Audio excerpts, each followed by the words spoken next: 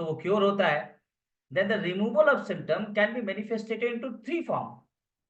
या तो सिम्टम का रिमूवल सप्रेशन है, या तो सिम्टम का रिमूवल जो है वो पैलिएशन है या क्योर है, right.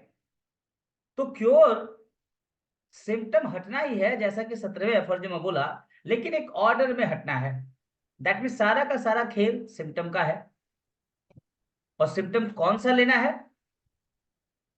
Rare, peculiar, uncommon symptom लेना है। यहां तक बात हो गई। तो जब हम ठीक है। किसी केस को ठीक करने जा रहे हैं तो सिम्टम कहां कहां लेना है, किस किस स्टेज पे हमें उस सिम्टम को लेना है, और कौन सा सिम्टम। होम्योपैथी में जब भी सिम्टम की बात होगी, किस सिम्टम के बेस पे हमें प्रिस्क्राइब करना है? Peculiar, rare, uncommon, singular, striking, characteristic symptom, right. Clear है? Yes yes. लोग अपना अलग अलग नाम देंगे।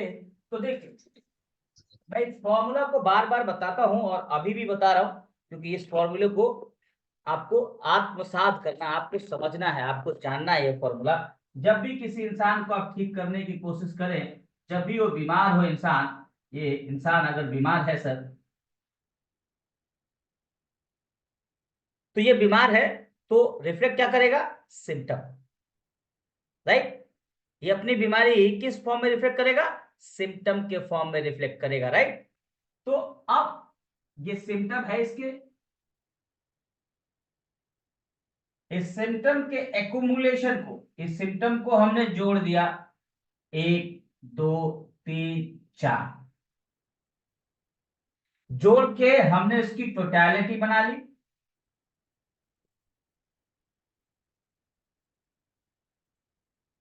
अब यही सिम्टम, यही टोटलिटी क्या करेगा? इस पूरे के पूरे केस को रिप्रेजेंट करेगा। ये क्या है? एक पूरा का पूरा रिप्रेजेंटेशन ऑफ केस रिप्रेजेंटेशन है। और ये केस रिप्रेजेंटेशन ही किसको इंडिकेट करेगा सर? किसी एक, ये केस का रिप्रेजेंटेशन किसको इंडिकेट करेगा? ये सिम्टम है, ये सिम्टम है। देखिए सिम्टम को हमने कलेक्ट किया। अब यही सिम्टम हमें, ये पूरा का पूरा सिम्टम, ये जो हमने कलेक्ट किया है, ये पूरा का पूरा सिम्टम अब किसको बताएगा सर? यहाँ पे रेमेडी को बताएगा। यस, पूरा पूरा सिम्टम किसको बताया? अंत में जाके रेमेडी को बताया, दवाई को बताया। अब ये दवाई है। तो इन शॉर्ट, ये इंसान ने सिम्टम जो प्रेजेंट किया, वही सिम्टम तो दवाई को बता रही। अब क्योर क्या है? ये जो टोटलिटी के सिम्टम आए, ठीक है, वो सिम्टम ने इस रेमेडी को इंडिकेट किया, और इस रेमेडी ने सारे सिम्टम को हटा दिया। दैट मीन क्योर का सिंपल मतलब होता है removal of symptom. That mean symptom remove हो रहा है। तो अब केवल रिमूव हो जाना क्योर नहीं है, होम्योपैथी ऐसा नहीं कहती है। अगर रिमूवल ही क्योर होता, सिम्टम हटा देना ही क्योर होता, काजे मूली की तरह काट देना ही क्योर होता, तो आई डोंट थिंक होम्योपैथी की जरूरत पड़ती कभी। देन होम्योपैथी में अकेला एक कॉन्सेप्ट क्योर का आता है। अब क्योर है क्या? क्योर सिम्टम हटाना है, लेकिन 17वां एफर्जन क्या कहता है? एक ऑर्डर में हटाना है, एक क्रमबद्ध तरीके से हटाना है, क्रमबद्ध तरीके से एक ऑर्डर में हटाना है। और वो ऑर्डर क्या है? डॉक्टर हेरिंग्स ने बड़ी ब्यूटीफुली वो order Hering's law of cure के फॉर्म में दिया। ठीक है, दैट मीन पूरा का पूरा क्योर का प्रोसेस।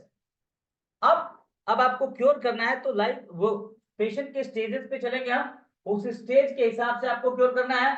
और वो 3 स्टेजेस हैं जिसको आपको नहीं भूलना है। जब भी आप अपनी टोटलिटी बनाओ, किसी किसी पेशेंट को टोटलिटी का एक मकसद होता है दवाई निकालना। तो जब भी आप किसी पेशेंट की टोटलिटी बनाओ, तो टोटलिटी को हमेशा 3 स्टेज में बनाओ। सबसे पहले उसका एलिमेंट जानने की कोशिश करो। आपके पास जो केस है ना, ये केस आया ना, इस केस ने कोई सिम्टम रिफ्लेक्ट किया, मान लो सिम्टम 1। तो सिम्टम 1 का कारण क्या है? जब कारण पता चल जाए, पहले एलिमेंट पता करो, देन आफ्टर एलिमेंट उसकी पैथोलॉजी को लो। मेरे हिसाब से पहले आपको पैथोलॉजी जाननी। पैथोलॉजी दैट मीन्स पूरा का पूरा symptomatology plus element plus disposition. याद रखिएगा ये तीन चीज बिल्कुल अपने दिमाग में बिठा लीजिएगा। आपको हर केस में केवल तीन चीज पे काम करना है। पहला पैथोलॉजी, सफरिंग पैथोलॉजी, दूसरा एलिमेंट फॉर्म, और तीसरा डिस्पोजिशन। बस यही तीन चीज इंपॉर्टेंट है। ये बार बार मैं ये बात कहता हूं आप लोगों को। तो कोई चीज बार बार कहने का मतलब होता है कि वो चीज बहुत इंपॉर्टेंट है। कोई चीज बार बार बताने का मतलब होता है कि हम बार बार गलतियां इसी लेवल पे करते हैं। तो आपको इन तीनों को समझना है। क्यों एलिमेंट इंपॉर्टेंट है? क्योंकि हनीमैन साहब ने 5वें एफर्जन में बोला कि बीमारी दो तरह की होती है, अक्यूट और क्रॉनिक। अक्यूट के लिए कॉज पे ही बात करें, मोस्ट प्रोबेबल एक्साइटिंग कॉज। हाँ, पैथोलॉजी में क्या देखेंगे? पैथोलॉजी का मतलब होता है मैम उस बंदे की सफरिंग सिम्टम, उस बंदे को क्या परेशानी है शरीर पे और मन पे, यही उसकी पैथोलॉजी है। जो सिम्टम, जो लक्षण उसको आपके क्लिनिक तक लेके आया, जिसने उस बंदे को इंड्यूस किया कि भाई तुम अब डॉक्टर को दिखा लो, वही उसकी पैथोलॉजी है। उसको समझना है। Present predominant characteristic symptom. तो आपने ये समझ लिया। उसके बाद एलिमेंट, एलिमेंट क्यों जरूरी है मैं बता रहा था कि हनीमैन साहब ने 5वें एफर्जन में बोला कि बीमारी दो तरह की होंगी, अक्यूट और क्रॉनिक। तो अक्यूट का जो मेन होगा रीजन, वो कारण होगा, वो क्या होगा? Exciting cause. और क्रॉनिक का क्या होगा? Fundamental cause. और फंडामेंटल कॉज एक्यूट का जो एक्साइटिंग कॉज होगा किस पे डिपेंड होगा? Particulars of the most probable. उसको 73 में एक्सप्लेन किया उस कॉज को। और क्रॉनिक का कारण क्या होगा?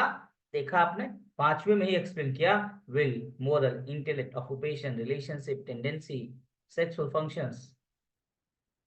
हनुमान 189 में साफ साफ बोला। देखो यहाँ पे आपको दिखाते हैं क्या बोला। Element, cause. पैथोलॉजी का मतलब होता है मैनिफेस्टेशन ऑफ सिम्टम। जरा जी देखिए मैंने लिख दिया है। पैथोलॉजी का मतलब होता है मैनिफेस्टेशन ऑफ सिम्टम। एलिमेंट का मतलब होता है cause of disease. And disposition का मतलब उस बंदे की टेंडेंसी। तो अगर एलिमेंट पे बात करें, सबसे पहला क्या है? Cause of disease. अब एक बीमारी का जो कारण होता है ना, वो बीमारी का कारण कोई जरूरी नहीं है कि अभी हो। बीमारी के कारण दो होते हैं, एक होता है प्रीवियस और एक होता है साइमल्टेनियस। प्रीवियस का मतलब क्या होता है? पहले कोई ऐसी स्थिति परिस्थिति बनी जिसने बीमारी क्रिएट करी, या अभी ऐसा सिचुएशन चल रहा है जिसने उस इंसान को बीमार करके रखा हुआ है। राइट? तो वहां से जाके आपको एलिमेंट ढूंढना है, क्योंकि एच पर डॉक्टर हैनीमैन इन एफोरिज्म 189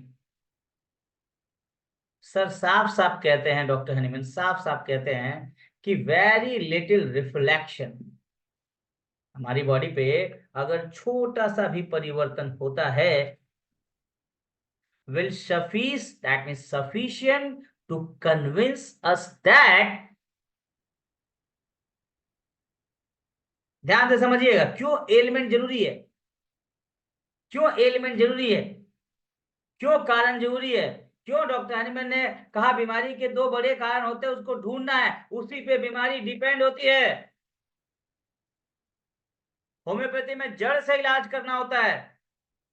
छोटा छोटा बच्चा भी बताएगा कि होम्योपैथिक दवाई बीमारी को जड़ से उखाड़ती है। तो बीमारी के जड़ को ही रूट कॉज कहते हैं। और आज रूट कॉज पे बात ही नहीं होती। आज बात होती है की नोट सिम्टम पे।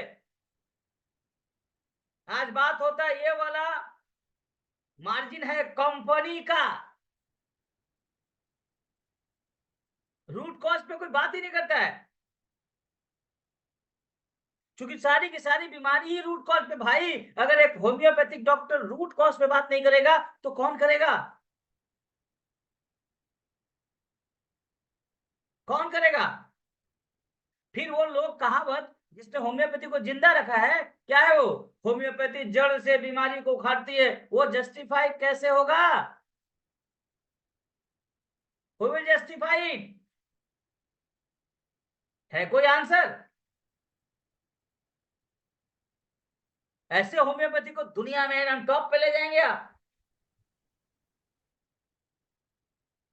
बेसिक सिस्टम खत्म करके। तो बोला हनीमैन साहब कहते हैं, देखो साफ साफ कहते हैं भाई, खोल लो किताब, पढ़ लो, देख लो एक बार खोल के। 189 कहते हैं very little reflection will sufficient to convince us that no external malady. बाहर कोई भी बीमारी हो, नो एक्सटर्नल मैलेडी, अगर वो बाहर की हाँ, इन केस में अगर वो बाहर की जो बीमारी है वो खरोच लग के हो, चोट लग के हो, एक्सीडेंट लग के हो, कांटा लग के हो, चीरा लग के हो, उसकी बात वो नहीं कर रहा है। आपको बाहर से कोई चोट नहीं लगी, लेकिन बाहर बीमारी आ गई, तो बोला नो एक्सटर्नल मैलेडी कैन अराइज, ना आ सकती है, कैन परसिस्ट, ना परसिस्ट कर सकती है, और ना ही बुरी से बुरी या बद से बदतर कंडीशन में जा सकती है विदाउट सम इंटरनल कॉज। सब बोल रहे भाई, विदाउट सम इंटरनल कॉज। और कारण ही नहीं दोस्तों, कारण ही नहीं, without the cooperation of the whole organism. हमारी बॉडी ने परमिट किया भाई आजा, तो वो आया है। Which must be consequently disease state, भले बीमारी की अवस्था क्यों ना हो, उसे भी हमने कंसर्न दिया है। हमारे वाइटल फोर्स ने परमिशन दी है, रजामंदी हुई है उसका, करार हुआ है उसका। ठीक है, आज फिर जीने की तमन्ना है, ये सब करार है उससे, करार तो आया है। आज फिर मरने का इरादा है तो करार है भाई। अब देखिए वो करार क्या है, देखो नीचे बोला है, करार को बोलते हैं कंसेंट। तो बोला इट कुड नॉट, इट का मतलब बीमारी, it could not make it appearance at all without the consent of the whole of the rest of the health, and without the participation of the living whole organism. Indeed, indeed, it is impossible to convince its production without the instrumentality of the whole living deranged life.